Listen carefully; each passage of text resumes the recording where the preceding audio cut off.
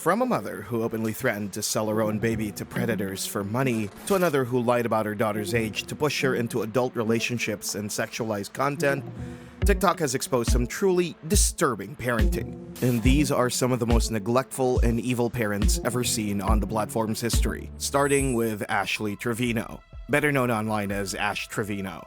Another example of a bad parent who put her whole life on display, from her relationship drama to her personal choices, broadcasting it all in real time for everyone to see. Ultimately, generating a substantial digital footprint through continuous live streams has led to a permanent archive of high-stakes domestic controversy. A vintage, vintage freaking Louis.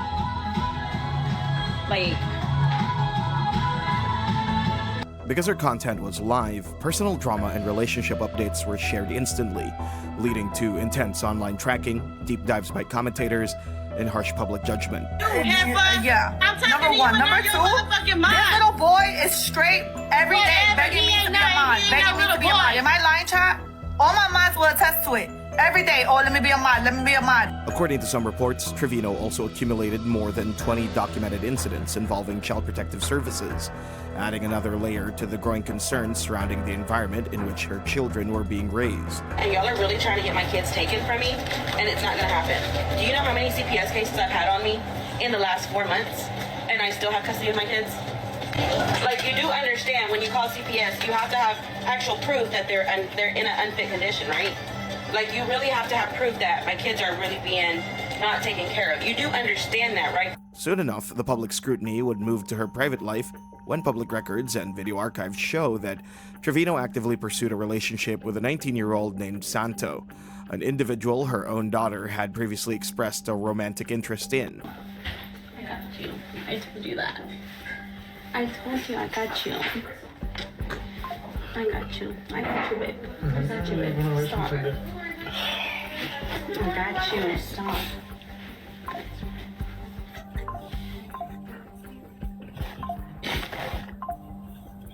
It wasn't just the fact that she was dating a guy her daughter had shown interest in that was controversial.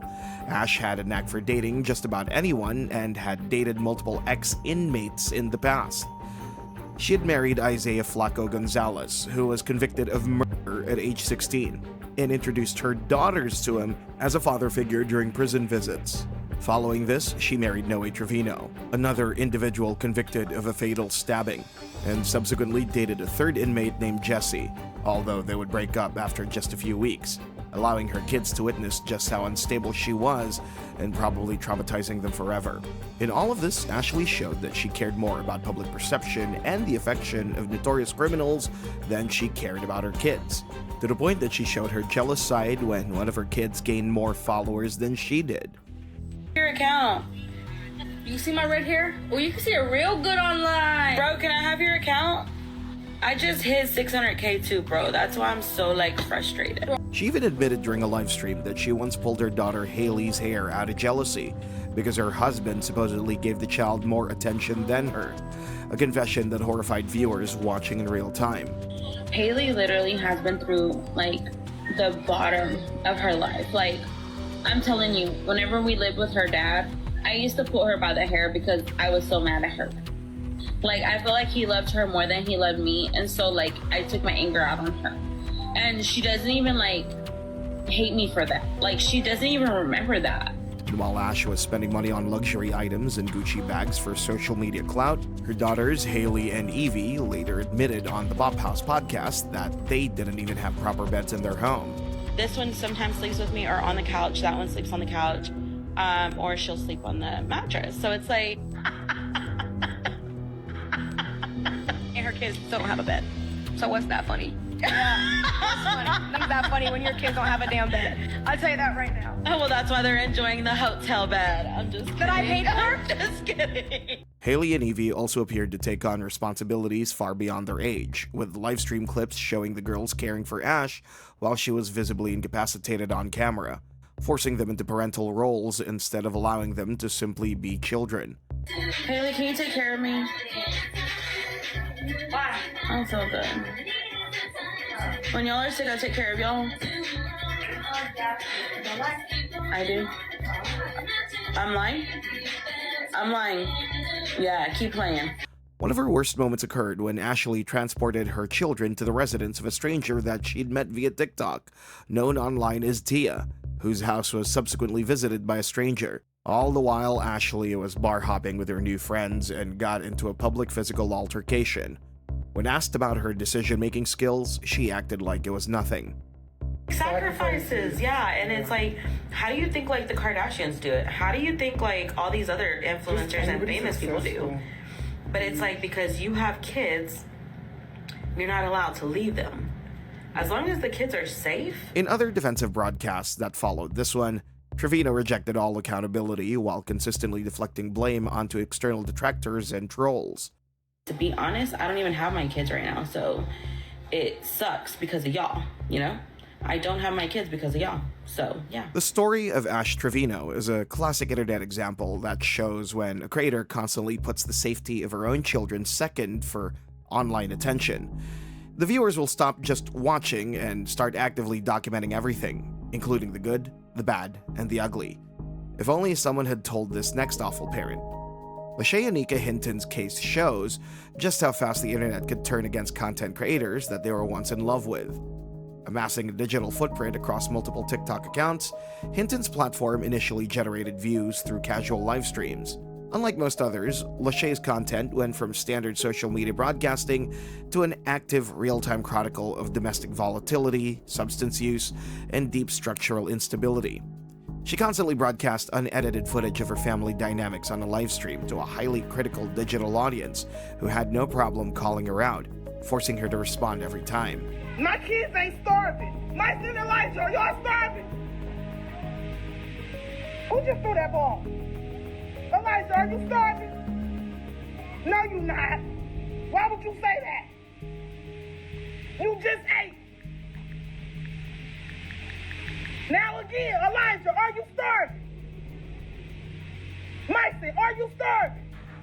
Are you well fed, right? We got a lot of food in this house, right? You know I love you, right?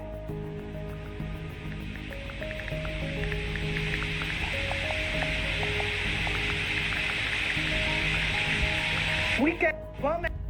The community's perspective was summarized by a widely shared critique, noting that Hinton appeared to care more about her internet fame than managing actual children, noting that they clearly deserved better. Every child deserves a parent. Not every person deserves a child. This woman is proof of that. Unfortunately, the living conditions weren't any better, something Hinton herself would publicly acknowledge. Whoever this is in here, I'm really about to cry, y'all. Like, when I say this house is disgusting, I gotta go. It's roach bombs everywhere. Look, no, this not even a worse house full of food, baby. Let me show y'all. Okay, the house full of food, baby. No, let me show y'all the kids' room. Like, I'm really about to cry. Like, no, this is KLR 50. Look at the kids' room, y'all. I'm really about to cry. Look, these kids were sleeping on this. As the daily broadcast continued, allegations of educational and physical neglect began increasing, and soon enough, the audience had seen enough and called Child Protective Services on Lachey. Why are y'all f***ing evil, bro? Like, what do you get out of being evil to somebody that you don't like? Why the f*** would you call CPS? There's no reason to call CPS. My kids is good. My kids will forever be good with or without this internet, bro. She clearly wasn't getting the message. Her kids did not have to live through this kind of neglect, and her viewers were bent on doing everything in their power to save them. As a result, they dug deeper into her life and soon discovered allegations that she failed to properly register her children for school, allowing them to miss multiple consecutive days due to being physically incapacitated by heavy alcohol consumption, and she was subsequently charged with child neglect. But as if the child neglect accusations weren't enough, Lachey was also accused of having inappropriate conversations with underage boys. Allegedly, she was part of a private group chat that had mostly high schoolers and teenagers as members. When confronted about the situation, Lachey downplayed the accusations, claiming that everyone in the group was simply her friend and that she was merely trying to socialize. Most of everybody that was in that group chat was grown.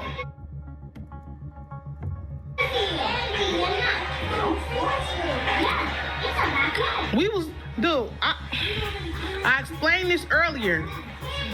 I was trying to get close. I was trying to get close with my fans.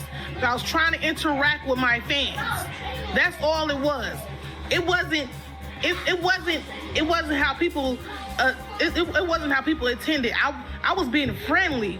I was literally being friendly. I wasn't on no weird shit.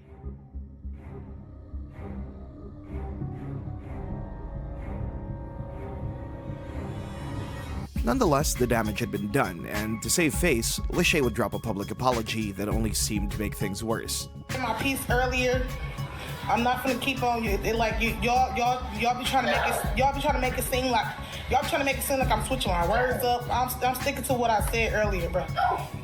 I'm sticking to what I said earlier. I apologize for the situation. The final phase of Hinton's public timeline occurred when the compounding digital evidence triggered institutional consequences. Following thousands of user-submitted reports, TikTok permanently banned her primary broadcasting accounts, forcing her to open a new account called Apple Store Queen. Shortly thereafter, reports emerged within the community confirming that Child Protective Services had executed a formal intervention following multiple reports from viewers, removing the children entirely from her physical custody, despite Lachey crying in one of her streams days before the decision. You are not taking my kids away from me. I try to stay strong for my real supporters, but y'all can have it. Y'all can have it. Y'all can have it. But y'all will not take my kids away from me. I love my kids. I don't care what nobody puts out about me. My kids know I love them. Everybody that come around me is good. I shouldn't have to get on here. I shouldn't have to prove a point to nobody. Y'all can't have this internet. I'm just gonna focus on my makeup or something somewhere else. You're not gonna break me. You're not gonna do me. You're trying to do it to everybody. Lachey Hinton's life shows exactly how modern live streaming leads to highly unstable households, especially those that are completely externalized for financial gain.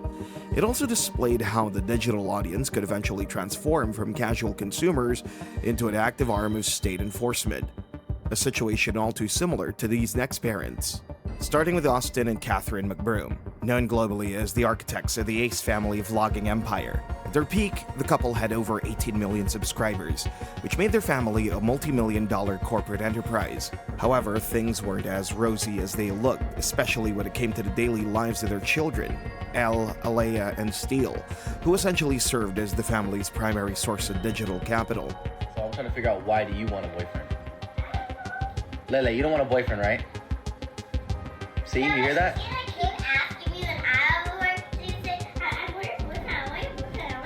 She's gonna be saying she wants your boyfriend? Yeah! At first, everyone really liked them, but things changed once people started looking closer at their unedited videos, and soon, the vibe shifted from a happy family to a perfect example of how people use their kids for views and let bad behavior slide, especially when they unknowingly uploaded a rather controversial video. Look at my hair. No. Good thing I don't have to. No, I'm gonna say it. Good thing I have to be on camera today. Okay. God. Okay. My hair looks up. I will not film like this. So just go. Okay. Okay, 1, 2, 3. Hey, family! After the footage leaked online, it became clear that their supposedly organic family interactions were strictly fabricated. And the backlash would only worsen when a video where Austin took a young female relative to Spencer's and purchased a genital-shaped lollipop, filming her with it while acknowledging its inappropriate nature. She's gonna steal it if I didn't buy it, so sure. There was also more footage where Austin inappropriately spanked his daughter Elle while laughing and saying something sinister. Of course, the online rage had reached its peak. A pat on the bun is normal. Staring at it right before, saying goddamn right after, and the daughter pushing his hands away, that's not normal. As if their creepy behavior wasn't enough, the family brand ran into its biggest legal trouble after a trip to Miami, which is when serious criminal allegations emerged against Austin and his father. A female acquaintance came forward alleging that Austin, his father, and several other men physically forced themselves on her. Although Austin publicly dismissed the allegations as an extortion plot, YouTuber Cole Carrington later claimed that the woman was allegedly forced to sign a non-disclosure agreement, meaning she could not speak about any interactions with the Ace family. After publicly denying any involvement, the couple somehow survived the scandal, launching the Ace Club app shortly after, where they charge users $20 per month under the promise of high-value giveaways. Guys, you won't believe how much money the Ace family's making from their new Ace Club. So here's how it works. You spend $20 a month and you get exclusive content, giveaways, merch, and things like that. This was followed by Silly Juice, a beverage line plagued by supply chain failures and criticism over improper packaging, and Ace Fest 2022, a heavily ticketed festival where consumers paid up to $500 arrived to find an empty fairground with no free gifts and zero performers. The final phase of the corporate family timeline collapse occurred in early 2024, when Catherine officially filed for divorce after confirming Austin's affair. Soon, Alex, as soon as I grabbed the phone, like out of a movie, this long text comes through. If you really love your wife, you wouldn't be da-da-da-da-da. And I like, my brain scanned it, but I wasn't able to read it fully. But in that moment, my heart drops. I'm pregnant. There's people watching us. The camera's on. It felt like, it just felt surreal. The assistant notices, looks at him. He grabs the phone from me and instantly deletes the message. And I thought, oh my gosh, it's true. As for Austin, despite the public documentation of his cheating, he used his remaining platforms to broadcast messages of personal hurt regarding Catherine's decision to leave him. A quick decision for us, but it's not. Her and I have been fighting for our relationship for a little while now. And like I said, we really sacrificed our happiness for our children. And it really has been unfair to us that we put our relationship last and we were unable to make that a priority. As sad as it is, her and I both felt that it was best, that it was necessary, that we continue this journey we call life not together. In all of this drama, it was their 3 innocent children who were stuck in the middle of the chaos.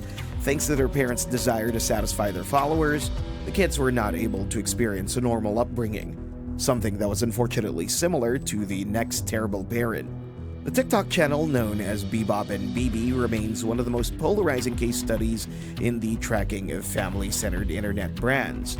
Amassing millions of followers during its peak activity, the account positioned a young child performer at the center of a non-stop content machine.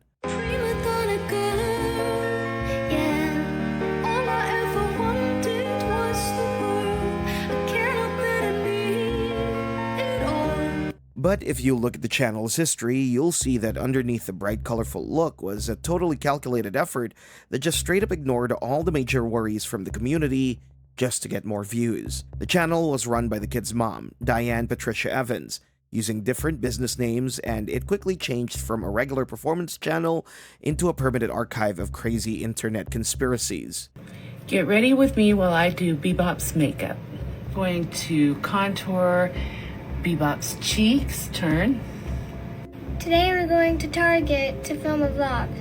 We're going to Target today so Bebop can spend her Christmas. And the deeper people dug into Diane herself, the more disturbing the situation became. Public records tied to her reportedly included domestic violence-related offenses involving children. This was the same person managing every aspect of a child's online image while building an entire business around her visibility. From the ages of 5 or 6, the child was placed into intensive training regimens that forced her to wear professional makeup, clip-on teeth, and a mature wardrobe to build a commercially viable entertainment brand before reaching age 10. As expected, the content style drew backlash due to the introduction of adult-oriented themes, especially after the mother uploaded a now-deleted video of her daughter wearing a physical collar and a police outfit, doing a mature dance routine set to an explicit pop track. The thought of my kids being on the internet permanently for millions of people to see, even if I change my mind and decide to take the videos off the internet, those videos will still remain, and there could be creeps doing creepy shit while looking at my kids' videos 20 years from now. Gives me heart palpitations. I cannot understand it.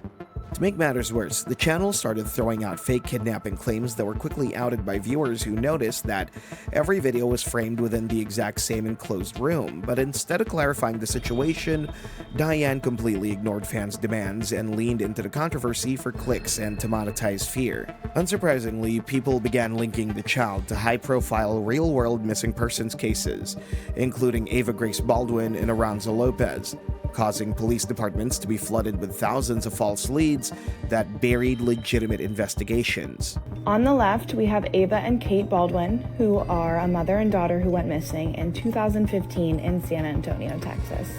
On the right are Bebop and BB, who are very popular TikTokers. They are also a mother and daughter account. Now, as you can see, both sets of people look very similar. Now, the theory going around is that Bebop and BB are this missing mother and daughter duo. Eventually, all those wild rumors were officially proven false.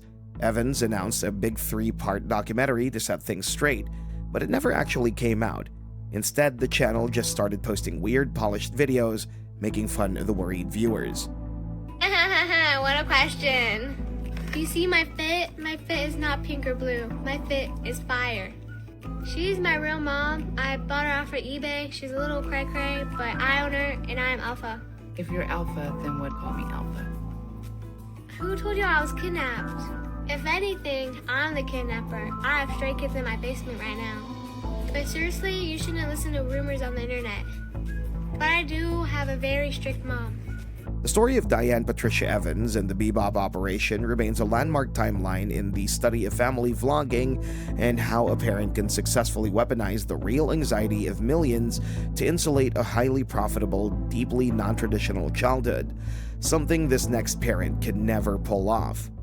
The Bethune family, known across digital platforms under the handles Red, White, and Bethune, later rebranded as Being Bethunes, represents a heavily cataloged chapter in the van life family vlogging genre. Consisting of parents Kyle and Jen Bethune and their 3 children, the family built a multi-platform media operation documenting their full-time nomadic lifestyle inside a converted bus. This is a 60-second tour of our 1983 Eagle bus. Let's go inside. Here's the main living area with our couch and our love seat. Our kitchen with our residential fridge, washer-dryer combo with storage above. Faux greenery to make this house a home. Their whole life was basically about squeezing their kids into tiny spots while making sure they had plenty of room for all their filming gear. This eventually made their channel the main place where everyone argued about whether the kids were actually okay. We have some benches. We also have a large fridge and cabinets that we built ourselves. We've got our Berkey ice machine and laundry. Coming back, we've got our bathroom with flushing. The physical timeline of the bus layout became the primary focal point of intense controversy due to the sleeping arrangements provided for the minors, who were assigned to sleep in what were essentially enclosed wall shelves, stacked vertically without safety railings or a standard ladder, using only small built-in hand grips for access. This family shares their life on the road, living in a van with their children, but their living conditions are concerning. The kids sleep on very narrow beds that are dangerously small, with a high risk of falling off at any moment. Meanwhile, the parents enjoy the luxury of a large bed. They have a spacious table for filming videos, but the kids' homework table is cramped and tiny. Independent commentators on platforms like TikTok noted that these spaces were not suitable enough for kids. Of course, social media was filled with some of the worst comments. My motto is, if you can't afford a house, you shouldn't have kids. Forcing your kids to live in a van or convention bus just because you want to is definitely a good way to lose your kids to CPS. I feel so bad about the sleeping arrangements for their children. How could anyone sleep comfortably in a bed that can't even be sat up in? Another thing that shocked viewers was the family's decision to homeschool their kids on the only full-size, structurally complete desk inside the mobile home, or take them on excursions to see the world. Did you explain this is for school? Yeah, this is a school project. Basically, they're starting a business. We're doing product development. They're going to learn packaging, labeling, shipping, sales, everything in between. Just getting started. So right now we're working on product development. They even at the museum had a hands-on area where they encourage you to touch history and see what it feels like. If they were to sit in a classroom all day, every day, they would never get to put their hands on this. Soon, the couple began using public humiliation as a formal disciplinary measure on their active channels. When independent viewers flooded the comment sections with allegations of child exploitation, the father issued a now deleted direct on-camera rebuttal, stating, "To the trolls, keep on talking, and I'm going to keep on posting." Throughout the compounding volume of public criticism and reports of over 50,000 community calls to child welfare agencies, the parents continue posting like it's nobody's business. Would have had. Here is the bustique. I have got some changes coming up. I'm working on putting together some outfits for a friend. I have got a pile of vintage clothes I have to pack up. It is freezing in here. And here's our little studio. While the story of Red, White, and Bethune is a classic example of how making a mobile content studio totally squeezed out the normal physical space and boundaries their kids needed, this next parent's relationship with his daughter made viewers believe something more sinister was going on. The story of Patrick Gell and his daughter Sarah, known across social media platforms as the Dad and Daughter Dream Team, represents one of the most intensely scrutinized family accounts in internet history. Although they produce content primarily on TikTok, the duo initially gained traction through synchronized lip-sync videos and lifestyle clips.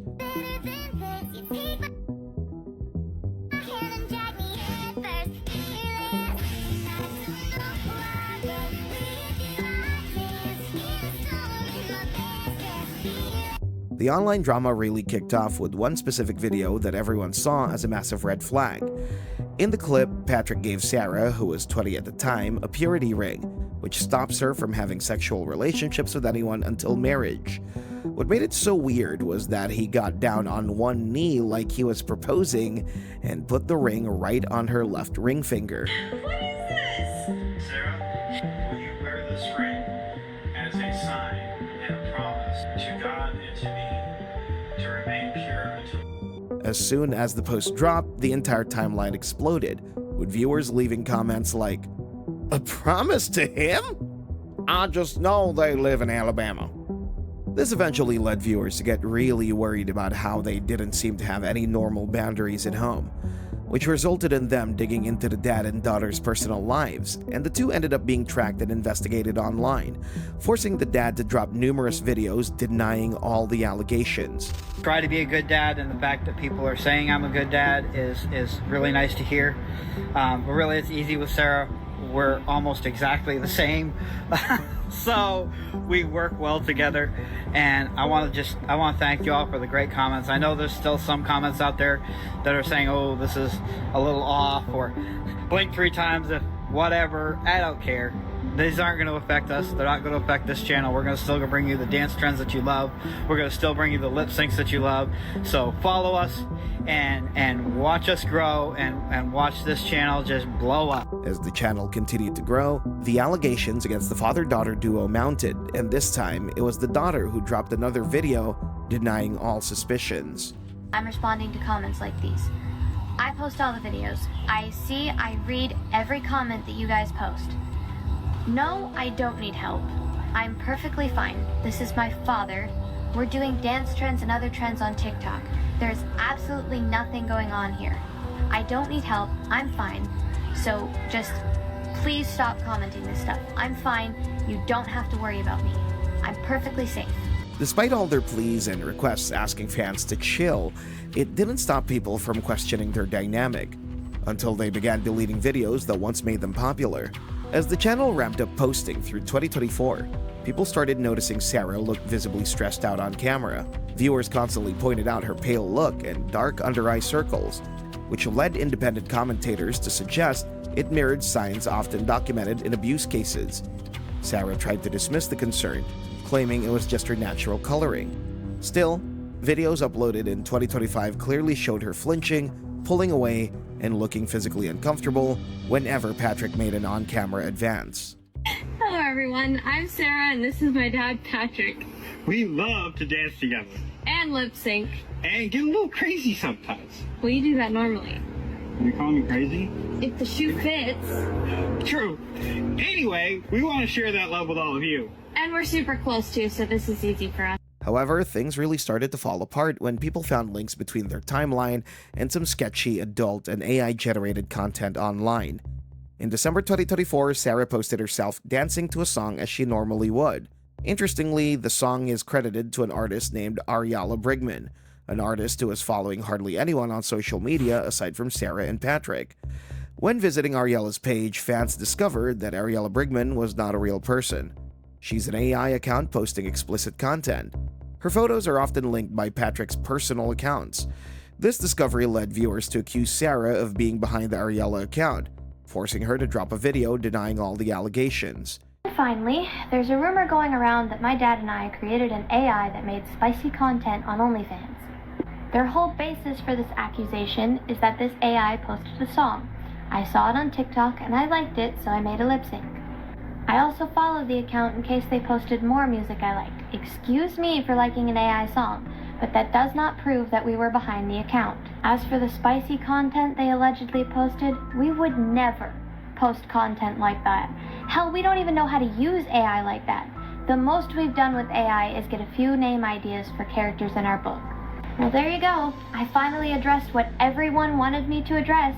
Thank you for boosting our account by nearly 600 followers in a single day. We do appreciate it so very much. It wasn't just the AI account that raised suspicions. The account seemed to be advertising a book written by none other than the daughter-dad duo. But curiously, the writing style from the book and the names of the characters from the book matched that of an author weirdly named Babe for Dad, who constantly posted erotic stories on the website Literotica. Within 1 hour of Reddit users documenting and publishing these digital connections, all corresponding accounts were permanently deleted from the internet, and Patrick dropped a statement afterwards. I finally came out and admitted to creating the Ariella AI account. I really was about to come out and admit it before we dropped the Dream Team account, but then when Reddit found that Literotica account, I got scared because I knew if I came out and admitted to the AI account that they would then say automatically the Literotica account had to be mine as well, and I did not want to be associated with that account. By this point, the damage was already done, and their story is still a wild example of what happens when the lines between private life and the internet get blurred for views. In the end, their digital footprint caught up with them and forced them to shut everything down for good, unlike these next parents who had no problem getting rich off the back of their kids' efforts. The father, Josh, was a musician, but a struggling one, and the mother, Abby, was a small-time model who did random gigs for $500. Josh was on food stamps, and Abby was on her parents' health insurance. They were barely making enough to meet their needs and lived off on credit cards. Living in that situation, before their first baby was even born, the parents had already started using her as a product to uplift their own financial situation. First, they turned the gender reveal into a subscriber drive. Alright, boy or girl? Alright, 3, 2, 1. Later, when the baby arrived, they held her name hostage for a whole month and made fans guess the letters, which parents turned into a multi-part series.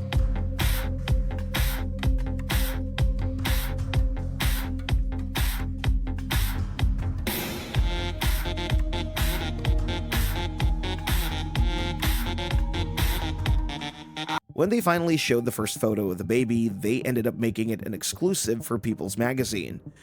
This was not for the baby of a celebrity, but for a TikTok baby whose name reveal was made to feel like a game where the audience got to take part.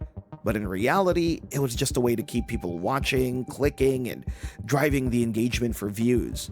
After having a baby, the mother used her own hard moments to make money. 3 weeks after giving birth, she posted body check videos, the kind of post that's known to get people engaged. And when this wasn't enough, she began posting videos about losing hair after pregnancy.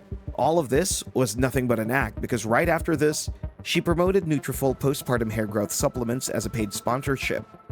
Witnessing the success of their first child's birth, they decided to use their next child as content too.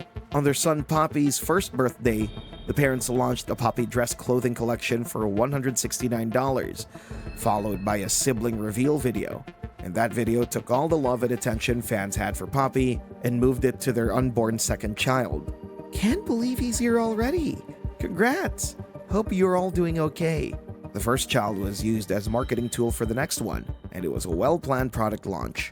Unlike Poppy's name reveal, the second child's name reveal was not just a guessing game, but a fully paid sponsorship with K Jewelers.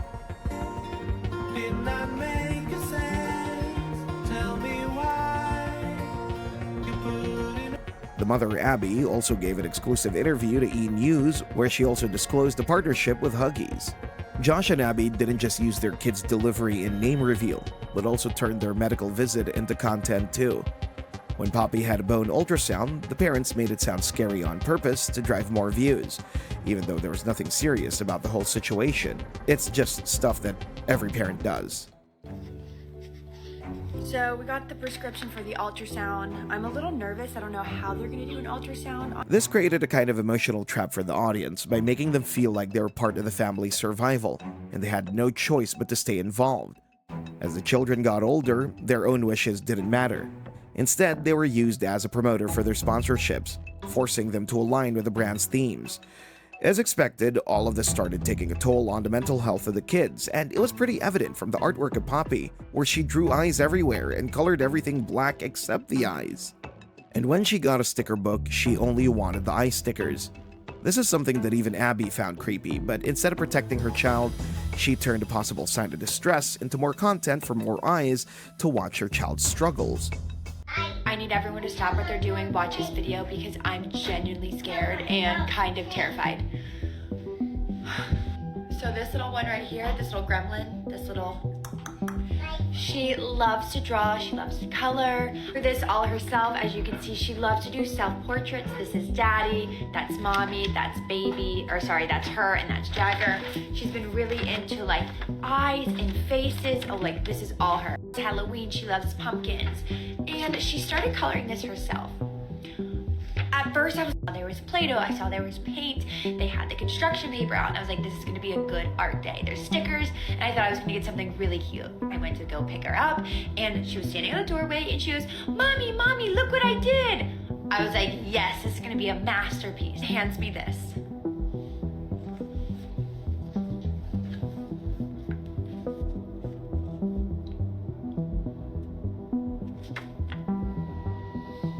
What is this? Ring. It's the ring? Yeah. Many pointed out that because the child had been filmed and watched by millions since before she could talk, this fixation is likely a direct result of it. The eyes are probably the camera lens. You know, parents constantly shoving the camera on their kids' faces. The lack of privacy and consent wasn't a new thing. It went further, as even before Poppy could even understand what a billboard was, her face was on one. All of this because they themselves couldn't gather enough views. When Josh and Abby decided to start their own podcast that didn't include their kids, it didn't do well. The views went down very fast, and the episodes that talked about the children got double or even triple the engagement. In the end, the Herberts built their entire online success on the backs of their children, but the children never got a say, and the audience was left wondering if there was anything the parents would not film for a few more views. From the Herberts, the story moves to another family who turned adoption into content. Dallin and Bella documented every step of bringing two children into their home, but instead of privacy and quiet bonding, everything was filmed and posted. The first major red flag came when the family started documenting the entire adoption process. They filmed calls with agencies, the waiting periods, little hints, and all their emotional reactions, almost as if they were doing the whole thing for the cameras. When they finally met their first adopted child, a baby girl named Story Bell, that exact moment was filmed and posted almost right away, and it went viral. The baby had no say in being filmed during such a vulnerable, life-changing moment, and these first interactions made a lot of viewers uncomfortable, with one expressing, "They got the baby, and already they exploited." Once Story came home, she became a content prop right away, and there was almost no quiet time before the baby started showing up in video thumbnails, titles, and daily uploads. Instead of taking time to bond, rest, and adjust, Dawn and Bella were too busy with filming, editing, and scheduling the posts. Then, in December 2025, came the adoption of their second child, Rennie. Certification of acceptability to adopted children. Yay, baby! That means we can have a baby, Story. We got it. Story, should we have a baby? followed by an immediate international trip in January 2026 to Dubai for Mr. Beast's 1 billion followers summit. We are at the 1 billion summit in Dubai. Made it. We're gonna take you through our day. The family also traveled constantly and took trips, flights, new locations for vacations, events, and brand deals, sometimes even taking as many as 18 flights in 30 days. And the children went wherever the content went: beaches, cities, sponsored events. People who watched closely weren't really happy about this trip, since it happened at a time when the family should have been focusing on giving comfort to a child that had just been brought into the family and building trust. I can't abide them. Exploiting children for money is so ugly. But beyond adoption issues, the family displayed some worrying safety problems when they put a toddler on a surfboard and in the ocean with no life jacket on.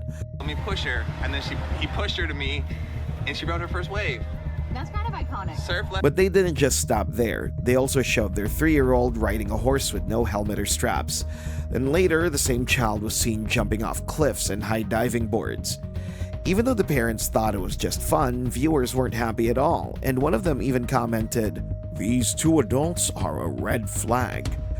Things got worse when the family posted a clip of their toddler in a bikini at the beach, in which they had to blur some parts because the swimsuit shifted while the child was playing. While it looked like protecting the baby girl, the fact that they still chose to post the clip at all only made people question the family's judgment even more. Despite having fan accounts run by strangers, what's shocking was that these accounts were for Abby and Josh's oldest daughter, Poppy, who was still a toddler. And strangers made clips, edits, and collections of her moments, while thousands of people who had never met the child followed these accounts, posted about her, and acted as if they knew her. In the end, the biggest problem was that the content always came first, and the well-being of the children always remained a secondary priority, which made viewers sick of them. "We used to watch this family until I realized how gross it is. We never ever watch family influencers anymore because of all the awareness and how damaging it is to children." While Dolan and Bella used the adoption as content, Megan Miller lost the custody of her 5 children and turned it into content. Megan often cried that her 5 kids were stolen without any warning, trial, or chance to fight back. 5 kids stolen from me by a corrupt family court, an abusive ex, and a stepmother who's been trying to take my place for over 11 years. That's the truth, and every time I drive through this town, it hits me like a truck. But court records tell a different story. She was given multiple hearings and had many chances to present her side. Instead, she decided to blow off her chance by not paying the guardian ad litem, a person appointed to protect the children's best interests within a specified time period. Beyond showing carelessness with the court paperwork, there was clear evidence of emotional abuse. Megan's 5 children said that their relationship with her mom had hurt their emotional and social well-being, and it was also later confirmed by the children's therapists as well as the caregivers. And to make matters worse, Megan's response to this was to blame the system and say that emotional abuse was just her voice. When people thought she couldn't stoop any lower, she did by giving drugs to her own minor daughter. Secondly, there's a rumor going around that I gave my daughter THC, and that rumor has to stop because it's not true. And when people confronted her about it, she dismissed the claim by calling it a rumor. She claimed all of this even though there was clear evidence about it from a leaked audio recording between her and her daughter. It's making us really tired, and so we would go to sleep. Then I do that to go for the Well, night. THC makes you tired too. Not But much. I guess THC also gives you, like, it makes you open up your subconscious stuff that you think about. True. I guess HHC does more. It kind of just. Yeah, but so we should no, have this THC. for like in the morning, and then HHC. No, for THC at the beginning at 7 o'clock, and then by 9 o'clock we do HHC and pass out and go sleep. Yeah. Why don't we do this at 5, or like whenever I get back from school, so I can just chill for the rest of the night and eat, so I can actually eat, because it really helps me eat for real. No, and I'm the same way. If I eat a ton at night, the next day I don't hardly ever eat. Yeah, so late. let's like right whenever I get home I can do it, because I'm not even around the kids. And then I have something scheduled for Tuesday. I have a lot of work. Well, yeah, one tomorrow. Maybe. Tomorrow. Tomorrow I'm gonna go to Addie's house. So we have kids tomorrow too. So Tuesday I don't have kids. well, I know, but I can still. Even then, Megan kept denying all the allegations and went as far as faking the police report. This police report that I redacted for personal people's names, the investigator detective confirmed it was from the CBD store. So yes, I gave my daughter some CBD oil. But when the backlash increased, she couldn't handle it anymore, and she accepted it after pinning all the blame on her daughter, which turned out to be a lie. And you're going to die without it, then we'll do it together, under my supervision. And I did that, yes. Okay. If not, that's it. And then she went to her friend, and that is the truth. Okay, so then the truth is you have provided me with HHC then, intentionally. After she got to it, and after she realized how much she liked it, yes, I did together, her and I, that we would do it together because she was begging me, and it was a time for us to bond. She'd laugh, I'd laugh, we'd huggle, we'd snuggle, we'd talk about deep things. Her constant lying and manipulation made viewers frustrated at her, and one of the viewers summed it up in a comment as, "What a performative and horrible human being." At this point, it wasn't just the viewers who were tired of her, but also her children, and they wanted her out of their lives. So my children went from that to all of a sudden my child supposedly telling the GAL that they want, and the therapist that he wants me in jail.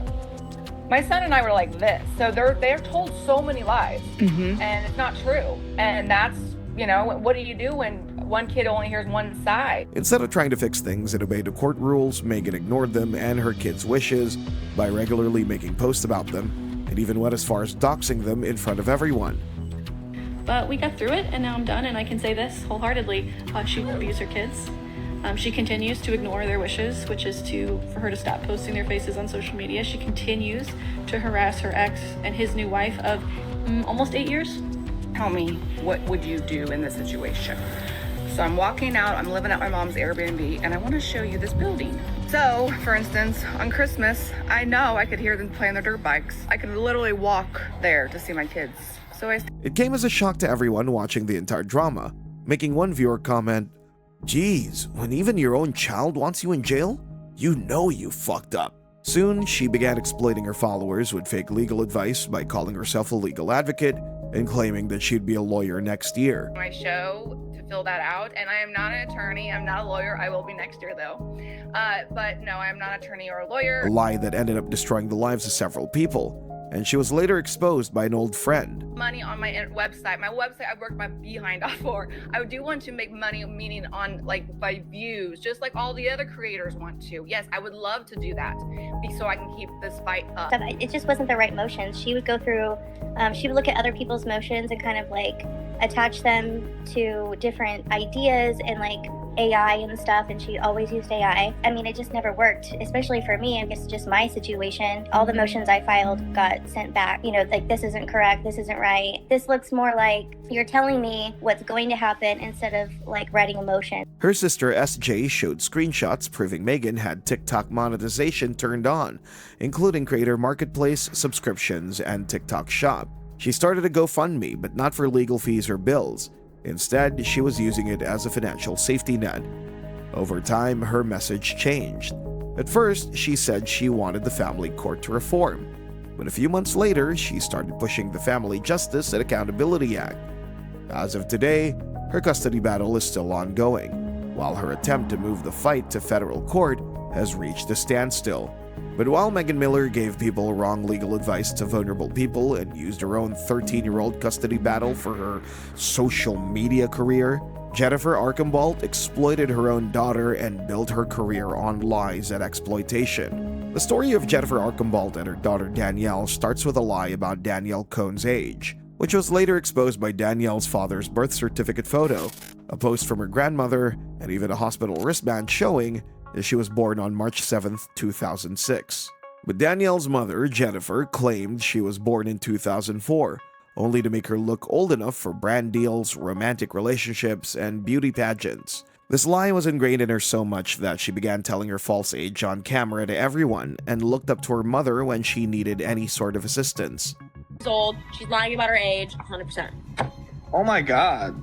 That's about it. I met her. You didn't have to air her out like that. We were in New York, and she turns and she looks at. We were on live, and she looks at her mom, and to see what age or class she's supposed to be in, and she was like, "I'm in 7th. No, I'm in 6th." I'm in 6th. I was like, oh, boom, done. And I met her at a certain age, and then she just jumped 2 ages. And I was like, oh, this is nuts. What's disturbing is that this fake age not only let her date older boys who were 16 or 17 when she was only 11 or 12, but it also let her post sexualized content as a teen when she was just a child. On top of the age lie, Jennifer pushed Danielle to make sexualized videos, posting bikini haul videos, provocative poses, and suggestive content at the young age of 13, and her mother fully supported it. Later, Jennifer's own manager, Michael Weiss, revealed that all of her content was approved and even suggested by none other than her own mother, which really made him uncomfortable. I was in Florida, and we were filming the documentary during Florida. I had begun to notice a pattern of behavior that was really not healthy. Jen saying things like, you should wear this bikini pic, or you should post this ass pic, or you should do this, essentially pimping out her daughter. But this was only the tip of the iceberg. It got worse with time. Soon, the issue related to inappropriate relationships with older boys began surfacing. Jennifer believed that at age 10, Danielle needed a boyfriend to stay popular online, and that led to Danielle's first big public relationship with Sebastian Tedeschi, who was born in 2000 and was around 17, while she was about 11 or 12. Then with Mikey Tua when she was 12 and he was 16. Followed by her relationship with Ethan Farr, which began when she was about 13 and he was 16. All of this, unfortunately, led to a devastating experience for a girl as young as her, as the last relationship allegedly led to a pregnancy and an abortion. First of all, as you guys know, a video got leaked of me and my mom talking, and she had mentioned that I had an abortion. Yes, I did have an abortion in January, and I figured that it would just be best for me to come clean about it because Jennifer allowed these boyfriends to sleep in the same bedroom as Danielle in the family home, even though Ethan's family reportedly objected to it. Boyfriend inside the family home. Oh, Ethan and Danny, the master bedroom.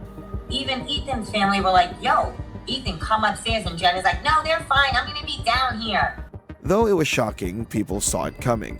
When Danielle was about 13, she and Mikey Tua staged a fake pregnancy and wedding. They claimed a due date and filmed a gender reveal. Danielle here, back with another video. I'm currently at my gender reveal party, and my best friend is here.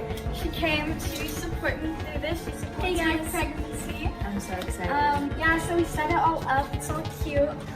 For Jennifer, it was nothing but a promise between teenagers, not a publicity trick. But she didn't just stop there. She also forced Danielle to stay in relationships for content and went as far as taking Mikey with her without his parents' consent when he was still a minor. And then I wasn't with her for a year. I turned 18 and got back with her. Hey, that was the wrong time to get back with Yeah. her. He actually flew to another state under a different name. Did you really? Yeah. Jesus Christ, Mikey. The other parent involved helped that. What I was doing, my actions weren't good. And I mentally, wasn't there to, notice that. Got his ticket for him under Mikey Archambault. So if the flight records were tracked, because you can check into a flight like that? Yes. Yeah. Well, he was a minor. You don't. Yeah. You don't need an ID. Because it was 2 weeks until he was 18. That it wouldn't be. How did that noticed. make you feel? I mean, I want to kill her for it. Yeah, that's disgusting. At the end of the day, essentially kidnapped your son. Right. I mean, and this is not the first time. She also did the exact same thing when she took him to the hotel and then hit him. I mean, and I have the receipt. I will give it to you so you can post it. 100%. She paid for it. She hid my child. I think I've seen it. Yeah. Yes. There's no. I'm not making this up. You can't make this stuff up. In July 2020, a disturbing video was leaked by Danielle's trusted friend that not only confirmed the claims about abortion, but also how much Danielle hated her own mother. You're cold-hearted to me all the time. Like, you only care about yourself and what's best for you, and you just don't think about how other people feel unless it's you. I allowed you to have an abortion that I shouldn't have allowed, and it's allowed you to be the person you become and just think it's okay to act the way you can towards me. We don't have a relationship. Can I talk? Just really quick? No, wait. I want to just touch base on two things that you said. I'm going to take the microphones. Okay. She okay? thinks everything's a funny. It's not, she's a child. This is what kids do. No offense, when my mom talked, I would laugh. It's so fucking funny, and I get slapped in the face. As people started digging into the mother-daughter relationship, things only got worse.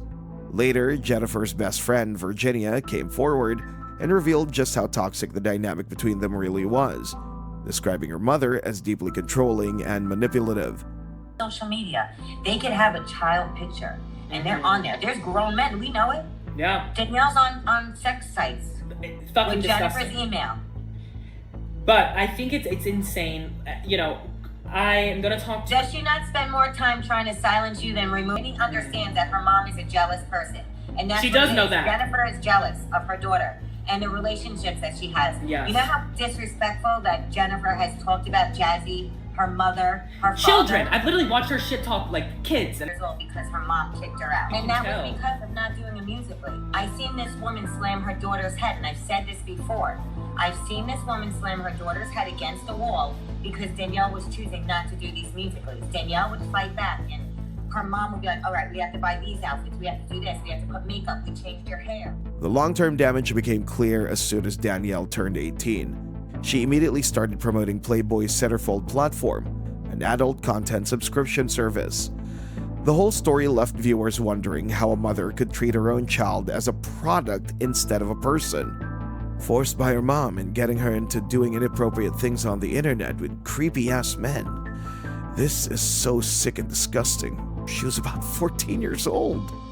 While Jennifer got famous for exploiting her daughter, Mama Courtney, a mother of 6 children, became famous for a lot of wrong reasons. Her story starts with something very disturbing. She trained her children early on exactly what to say if Child Protective Services ever showed up. So my kids are trained to talk to CPS, okay? We rehearse multiple times a day.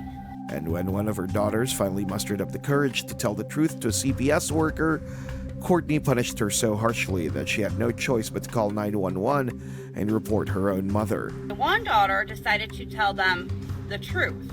So I took her phone away. Her phone was taken, her tablet was taken, called 911 to tell them that her mother is being mean to her and disciplining her. Surprisingly for Courtney, it meant nothing that her kids no longer felt safe and comfortable around her. Nothing happens because I am the mother. Okay, next time CPS shows up, maybe she will learn to lie. Then came a months-long hoax for views that shocked everyone when Courtney announced that her 12-year-old daughter was pregnant with her 13-year-old boyfriend's baby. And to make the situation even more gross, she claimed the daughter had asked for permission first. But the reason for this pregnancy was even more disturbing. Just took a pregnancy test. I'm going to be a freaking grandma. Over a month ago, my 12-year-old and her 13-year-old boyfriend told me they wanted to talk to me. They tell me that they want to have a baby. They want to get pregnant. They love each other. I said, absolutely not. You're 12 to me. Well, Mom, you got all your kids taken away. So if I get pregnant, it'll be like you starting over. And I'm like, you know what? You're right. She admitted to taking her daughter off birth control to allow the pregnancy because, according to her, she was teaching her how to survive in this world, which only sounded all the more disgusting. Preparing her for adulthood. Education is not important in this house. Government money is there for a reason. I am getting her started young. So by the time she's 20, she could have 4 or 5 different dependents. When her daughter wanted an abortion at 3 months, Courtney straight up denied her request and suggested an alternative, only to later kick her pregnant child out. Knows this really is going to happen. She is now telling me she wants to have an now, all of a sudden, she decides she wants to drop out of school and be a stay-at-home mom. Not only that, she wants to move out with her boyfriend. Hell no. I just had to kick out my 12-year-old pregnant daughter because she broke our deal. Mother this child like it was supposed to be, or you can leave. What do you think she chose? Yeah. So I took her bedroom door down. I wouldn't allow her to take anything, any of her clothes. All of this was too much for the viewers, and one of them expressed their disgust by commenting, "Looking at this woman actually makes me feel sick." When the backlash grew too much to manage and she couldn't take it anymore, she decided to come clean and confess everything. I did not kick out my pregnant 12-year-old, okay? I don't have a pregnant 12. She had 6 kids from 4 different men, and when the time came for one of her daughters to go to Disneyland with her father, Courtney refused because she wanted her husband to take all the kids with him. Perhaps the most shocking part of Courtney's story was when she tried to use CPS as a free babysitting service just so she could go out and party. I call CPS and tell them I need them to come get my kids overnight, and then I need them to drop them back off because I don't have a vehicle. So I told them they need to pick them up and then drop them back off, and they said that's not what they do. So I need an adult to come pick my kids up so I can go out to the bars with my girls. I don't understand. Like, what could I have done as a mother differently? I just wanted a weekend. That's all I wanted was just 2 days to myself. I haven't had a day to myself in over 11 years. She didn't just use her kids for the social media clout, but also exploited them for government benefits and later flexed it to the people as if it were some kind of achievement. This is a message for anyone telling me that I need to go get a real job. I've never worked a day in my life, and I'm never going to. You are just mad that I make more from the government by sitting on my ass. By sitting on my ass in one day, my food stamps went from 4,400 in food stamps. Okay, so I receive 3,300 in EBT food stamps a month. Okay, that is just food. $900 in cash benefits. When it came to making money online, Courtney figured out a terrible formula. She first posted sweet videos with her nonverbal autistic son, but those barely got any engagement. When this didn't work, she switched to making people uncomfortable by showing stained clothes, rotting teeth, and cysts on her head. She also faked births and babies, and once she made a bizarre claim about giving birth on a toilet. I literally pushed him out on this toilet. Literally on this toilet. We had to call 911. They came out here, they checked him, we did everything we needed to do.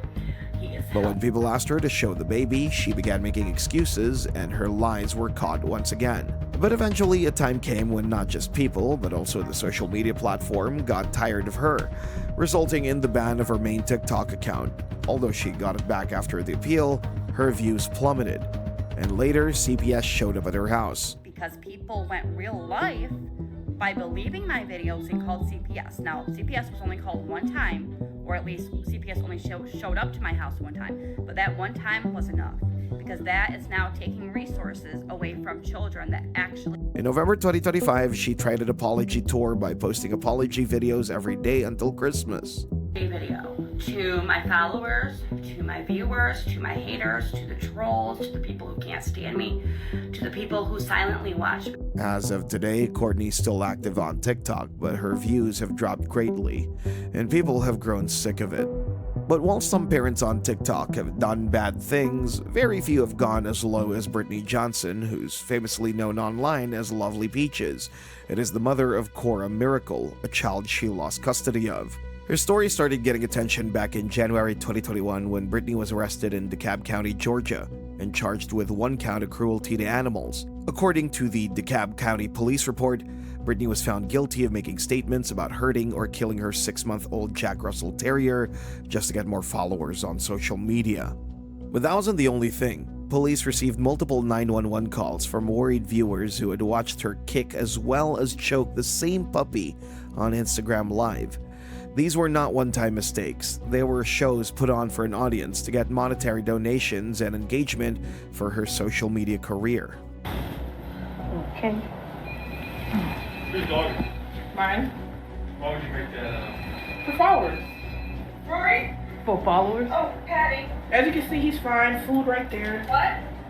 So you making threats to harm your dog for followers? Okay. Yes, I didn't do it. How long you had this dog? Thank you so much. Do you want this dog? Okay, bye-bye. I mean, I might give it to my dad, but...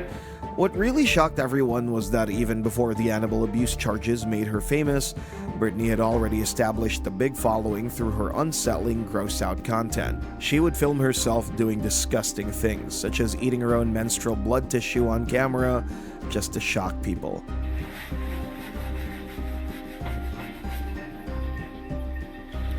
But she went as far as drinking her own on a live stream.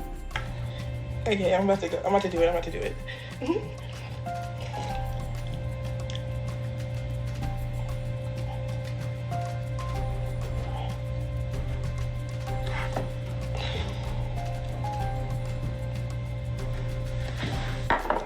She got on buses and trains only to start screaming while filming herself doing disturbing acts just to get a reaction out of strangers.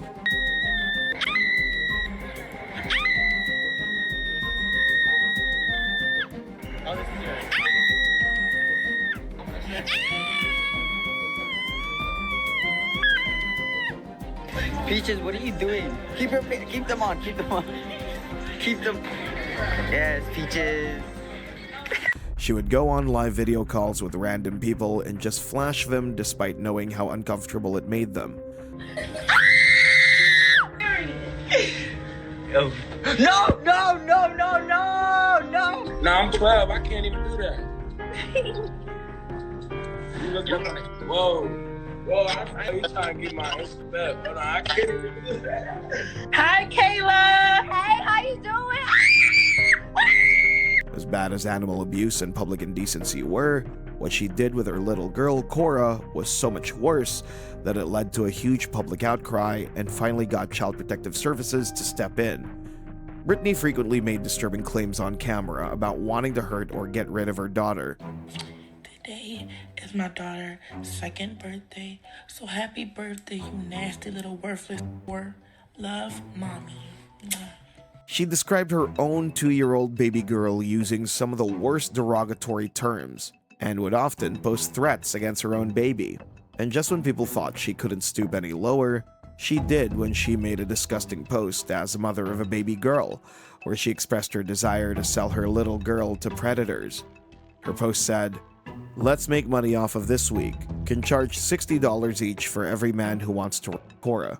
Men don't get the opportunity to do this often, so you have no idea how much money they'll spend just for 30 minutes with her. She's beautiful and young as f." But the worst moment was yet to come, when she uploaded a video and made some truly sickening claims about her daughter Cora. So I started making some money off this, so she wanted to be a little dirty ass little hoe. So I started pimping her out. I started making money off of it. I want to make sure I don't miss nothing in this story because I don't want to talk about this no more after this. So I started pimping her out. I started making that change. I started making that little money off that. So I was getting paid big bucks. Men were paying like $300 a piece. Some of these men were paying $300 a piece, close to $500 a piece, just to get some pussy from that pricing or whatever. And Cora passed away not long before her birthday. So she was going to be sold, like probably on her birthday, she was going to be sold. But unfortunately, she didn't make it that far. And let me tell y'all what happened.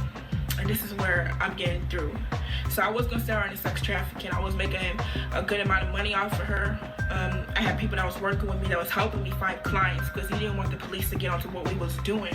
And you know, you could easily meet somebody that's pretending to be a client, and then there's people out there who don't know how to mind their own business. So they're gonna try and call the police or whatever. So that's why I was working with actual pimps.